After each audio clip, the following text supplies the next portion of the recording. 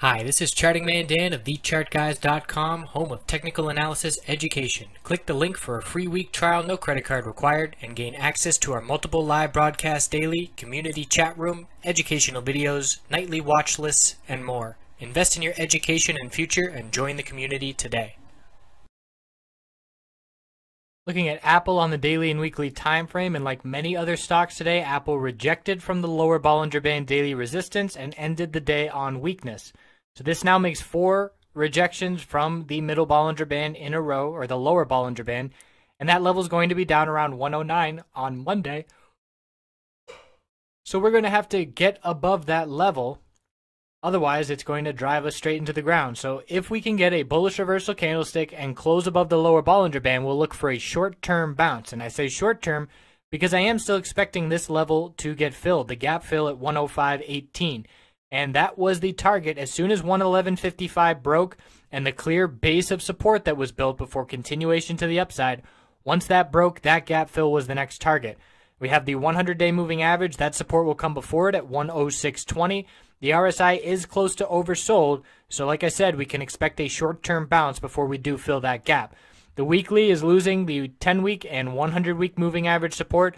As long as we form a higher low on the weekly above 102.01, we will still maintain this higher low pattern that has been in play since May. So we have the middle Bollinger Band support then, the 50-week moving average support before then, and we've got the 100 and 200-day moving average supports before then. So odds are that bulls will maintain those levels, but we're going to have to keep taking it one day at a time because the bears are absolutely still in full control.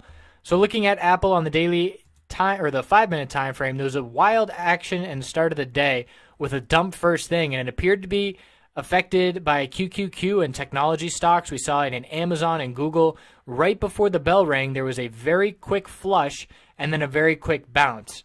And we rejected from the 100 period 5-minute moving average resistance.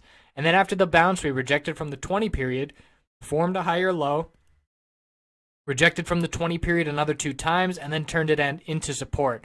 So when the 20 period and then the 100 period started to become support, that's when the bulls proved themselves, and we said, okay, looks like we finally have some strength here.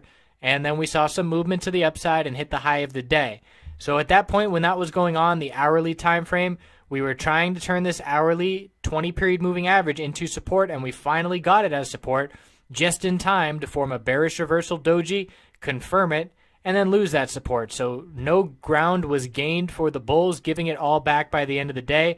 And this is not the first time that we have held that 20-period hourly moving average as support, but not been able to hold it through the day.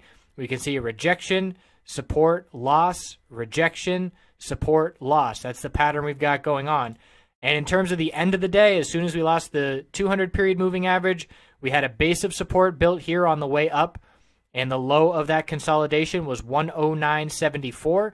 So as soon as we broke 109.74 back on the way to the downside, that was when we knew to start looking bearish.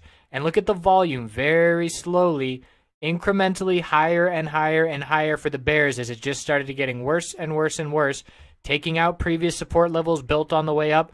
And the volume was the key here, letting us know that the bears were in control. The bull volume showed up here only at the high of the day. And then once that occurred, we didn't even see 2 green candlesticks in a row for the rest of the day. So that was very clearly a 180 turnaround with the bears taking over, and then the volume picked up even more right before the end of the day with higher bear volume and further pullback to the downside.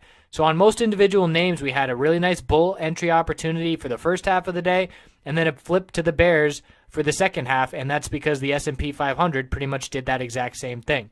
So we'll see what Monday brings. The bears are still in full control, and they have to prove to us that they are, or the bulls have to prove to us that they're going to turn things around, and that's going to come with higher lows and higher highs. So maybe we have a higher low now at the end of the day. If we can build some support here and then pre-market on Monday, we'll have to see how it shapes up. But we have to break the high of a previous day. If we can't do that, it's just a lower high every day continuing this downtrend. So we'll check back in Monday after the close. I appreciate you watching and hope you have a great day, weekend, life.